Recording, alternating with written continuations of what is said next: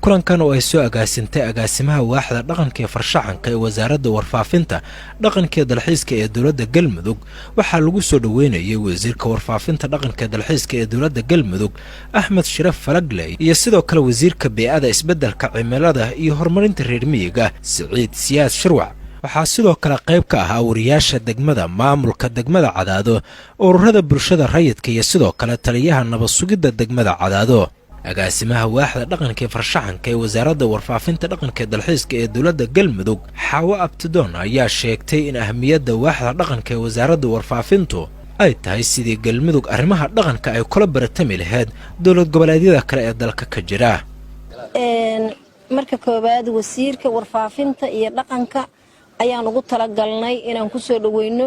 iyo wasiirka deegaanka Siciid Siyaad soo dhawaada hota wasiirayaal marka hore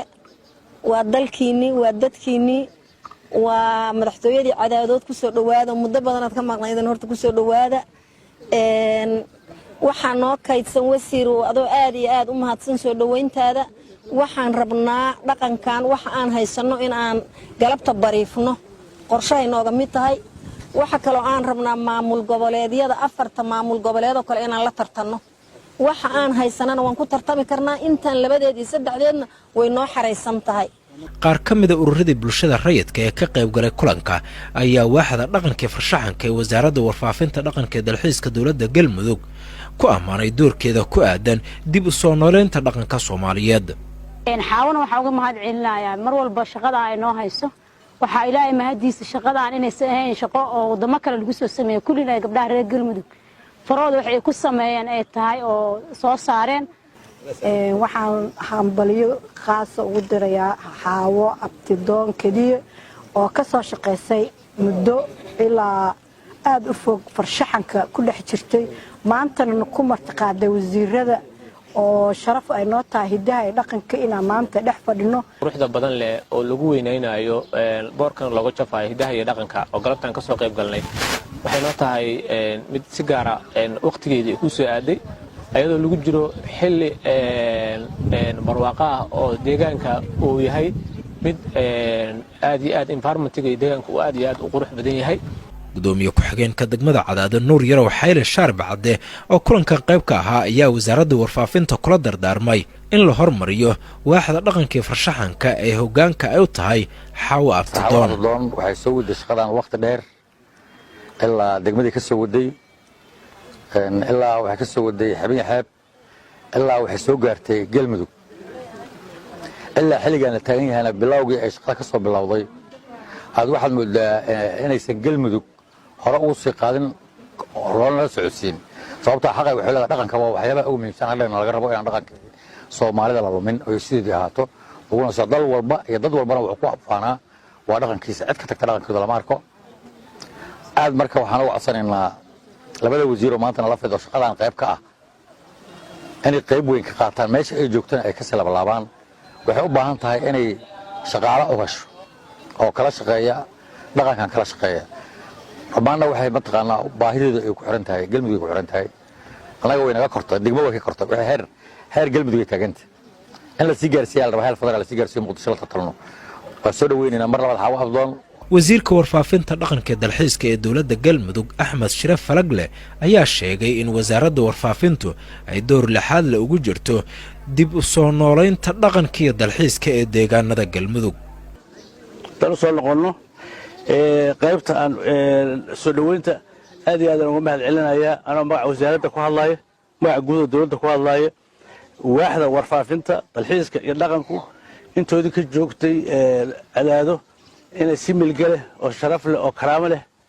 inay igu soo dhaweeyaan halkan aniga waftiga la socda xasuus gaar ah ay leedahay waxay muujinaysaa wadaniyada iyo walaalnimada iyo jeclaanta in hore loo socdo wasaaradda dalxiiska iyo warfaafinta ee dowladda federaalka ayaa waxay la soo xiriirtay muddo hadda laga joogo 7 bari intaan galkacyo joognay waaxda dalxiiska Soomaaliya oo dhani marna magac ahaan bay u jirtay ma aan lahayn ficil ma lahayn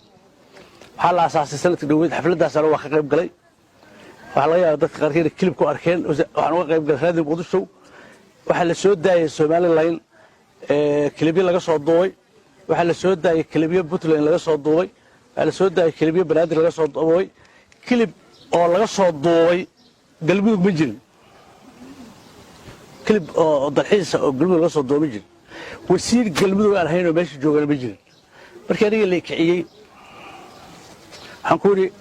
annagu haddaan reer galmudug nahay beera nooma baxaan afkaa noo baxa dalxiiska afkeennaan ku sheeganeen marka hadda adigu cajarada keenteen anuu afka in kugu sheegaya marka inaad aragteen aan u malaynaya waxaan ka bilaabay dixda biyaha qurxoon doogga qurxoon leh ee fardaha ogaasoo daaqayaan ee birjikada laga aqoday ee quruxda iyo dabalku isarsadeen ee qaybaha kala duwan ee oda dhaqameedyada ogaaso u sarreeyaan ay ceelbuur bay ku taalla ceelbuurraba galmudug markaad galcad gaadho ceel maxaan ku ceel dheere gaarto idaha iyo ugaartu ay isku gorgo'aan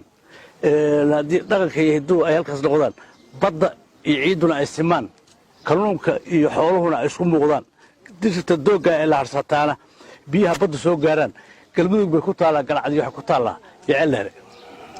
marka aad dabayshatee dhinaca waqooyi aadee xardhina aad sii martee buurta gawaan iska taagto hobyana ay caddaankeedu kuu muuqdo hawada halkaas ka muuqata adduunyo dhan baa sheegtayoo waa meel dalxiis ku wanaagsan caafimaadkan aad ugu sarraysa xeeb iyo taariikhna leh galmudug bay ku taallaa hobyihii gawaan isku soo qabo adugu waa sii waday waxaan ku yidhi biyo gacanta lagu qodiyo oon aan laga baqaynin iyo ciidda markaad faarfaataa subxii carruurta tay qodaan hadda ma tegine markii uun hadalka ila maray waxay ku taallaa baxday ku taallaa hortaas biyo saas soo dhowa camaare ma camaare xal qaado waa isla mida sidaasay markaa dalxiisku uu isku sii tarayaa waxaa la samayn doonaa tartan bilaha soo socda ah oo 5 maamul goboleed haatan wariyaashii suxufiyiinta gaalka ay soo dhaweeyeen ajaradan qabna qurux badan waa wadnaa gaabtana talaan ku daraynaa bisiya saadabana kuwa kale galguudan tanoo ma tagaynaa waxaas oo markaa isku qoofalno oo ay noqdaan wax wada jira waxaan aad u rajaynaynaa isku dayga aan isku daynay inaan diyaarnahay inaan kaalinta koowaad ku galno markii kaalinta koowaad lagu qiimeeyana shirka Soomaaliya oo dhan lagu qabanayo ee dalxiiska waxaan u soo wareejinaynaa galmudug meel ka mid ah saadaq laka warbaahinta galmudug cadaado